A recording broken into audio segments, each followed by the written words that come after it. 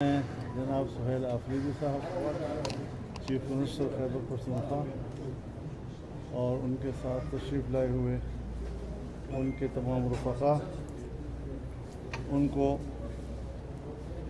خوش آمدید کہتا ہوں۔ وہ تشریف لائے اور انہوں نے ہمارے اس مرکز کو عزت بخشی ہے۔ میں ان سے گزارش کروں گا کہ اس موقع پر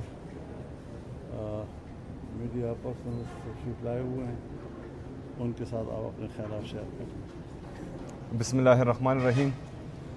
ایاک نعبد و ایاک نستعین۔ سب سے پہلے تمام صحافی برادری کا شکریہ۔ آج ہم مولانا صاحب کے در پہ آئے تھے، انہوں نے ہمیں عزت بخشی، ہماری مہمان نوازی کی، ہم شکریہ ادا کرتے ہیں۔ آج ہمارے یہاں آنے کا مقصد صوبائی حقوق، جتنے بھی ہمارے صوبے کے مسائل ہیں ان کے بارے میں تفصیلی بات چیت کرنا، ان پر اتفاق رائے پیدا کرنا، یہ ہمارا مقصد تھا۔ ان صوبائی حقوق میں سب سے پہلے ہمارا NFC کا جو شیئر ہے، جو مسلسل 8 سالوں سے خیبر پختونخوا کے ساتھ وفاق سوتیلی ماں جیسا سلوک کر رہا ہے، اور جو NFC شیئر ہر سال تقسیم ہوتا ہے وہ غیر آئینی ہے، کیونکہ آئین میں صاف صاف لکھا ہوا ہے کہ NFC کا شیئر وہ 4 صوبوں میں تقسیم ہوگا۔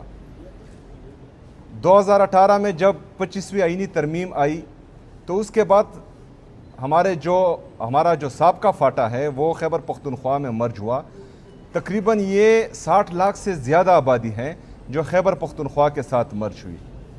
آج جو حق لاہور کے شہری کو مل رہا ہے، کوئٹہ کے شہری کو مل رہا ہے، کراچی کے شہری کو مل رہا ہے، اور پاکستان کے ہر ضلع کے شہری کو مل رہا ہے، ہمارے مرج اضلاع کے شہری کو وہ حق نہیں مل رہا۔ اس کا وہ حق تمام صوبے خیبر پختونخوا کے علاوہ آپس میں تقسیم کر رہے ہیں اور ہمیں وہ شیئر نہیں دے رہے۔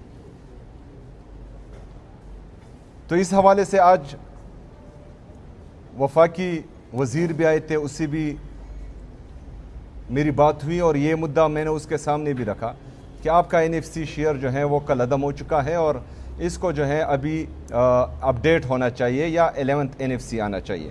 اس کے ساتھ ساتھ ہمارے جو مسلسل گندم کو روکا جا رہا ہے پنجاب کی حکومت کی طرف سے، اس پر بات چیت ہوئی۔ یہ آرٹیکل 151 کی کلی خلاف ورزی ہے، یہ غیر آئینی کام ہو رہا ہے جو ہمارے گندم کو روکا جا رہا ہے۔ اس پر بھی مولانا صاحب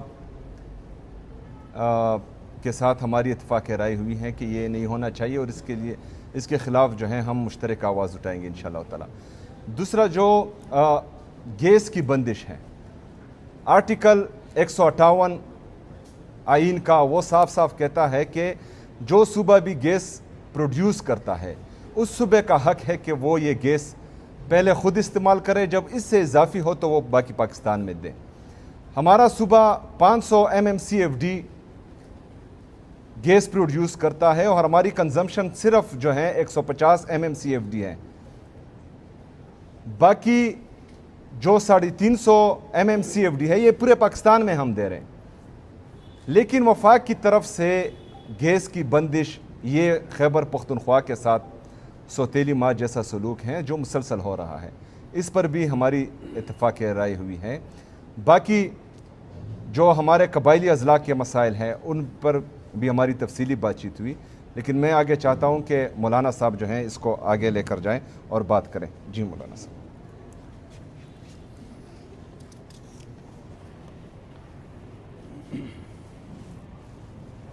بسم اللہ الرحمن الرحیم، نحمدہ ونصلی علی رسولہ الکریم۔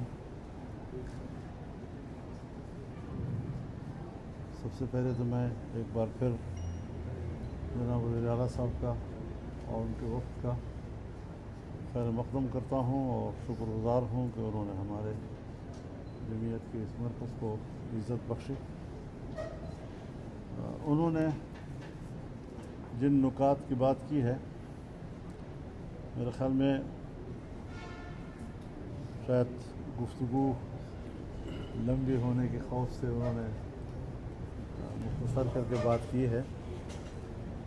بہت سے نکات پر اتفاق رائے ہے.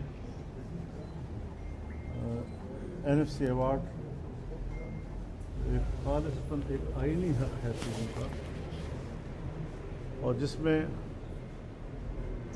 اضافہ تو ہو سکتا ہے لیکن کمی نہیں کی جا سکتی. یہ ایک صوبائی حق ہے جو پارلیمنٹ کے اتفاق رائے کے ساتھ تسلیم کیا گیا ہے.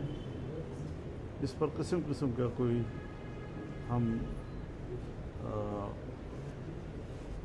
اس کے خلاف کوئی اقدام کو قبول نہیں کر سکتے. ہم اس بات پر متفق ہیں کہ صوبائی حقوق، صوبائی خود مختاری یہ تمام صوبوں کو یقینی بنانا چاہیے، اور ہر صوبے کے عوام اپنے مسائل کے خود مالک ہیں. کوئی وفاق یا وفاق کے کسی سطح کا کوئی طاقتور ادارہ وہ صوبے کے عوام کے وسائل پر قبضہ کر لیں، اس کو اپنے قبضے میں لے لیں، اور صوبے کے عوام کو اس کے مفادات سے محروم کرنے کی اجازت نہیں دی جا سکتی. اس پر ہمارا اتفاق ہے، اور میں توقع رکھتا ہوں کہ خیبر پختونخوا کی صوبائی حکومت وہ صوبے کے اس حق کے لیے اپنا بھرپور آئینی کردار ادا کرے گی. صوبے کا امن و امان کا مسئلہ ہے. اس میں کوئی شک نہیں ہے کہ ہمارے صوبے کے امن و امان کی صورتحال بہت ہی مخدوش ہے. خاص طور پر جنوبی اضلاع میں جیسے حکومتی ریٹ تک ختم ہو گئی ہو، اور عام آدمی وہ مسلح گروہوں کے رحم و کرم پر ہے. اس مسئلے کو کیسے حل کیا جائے، اس کے عوامل کا کیا جائزہ لیا جائے تاکہ ان کے عوامل کا خاتمہ ہو اور ہم صوبے میں امن و قرار کے ساتھ زندگی گزار سکیں. ہم نے ان کے سامنے یہ بات بھی رکھی ہے کہ وفاق کی سطح پر دینی مدارس کے رجسٹریشن کا قانون پاس ہو چکا ہے. صوبے میں اس قانون کو منوان اسمبلی سے پاس کرایا جائے اور اس پر عمل درآمد ہو جس طرح کے قانون کہتا ہے. ہمارے جو قبائل ہیں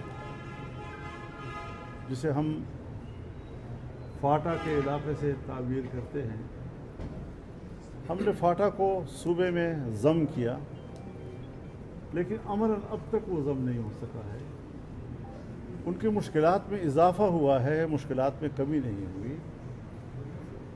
ان کے جو واجبات تھے وہ شاید اب تک بھی ہم پورے نہیں کر سکے ہیں.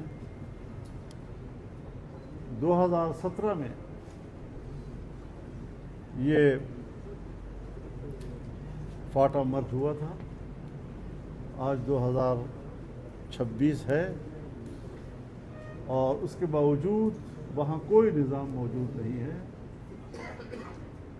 وہاں جو قوموں کی ملکیت زمینیں تھیں یا علاقے تھے یا پہاڑ تھے یا صحرائے تھے، ابھی تک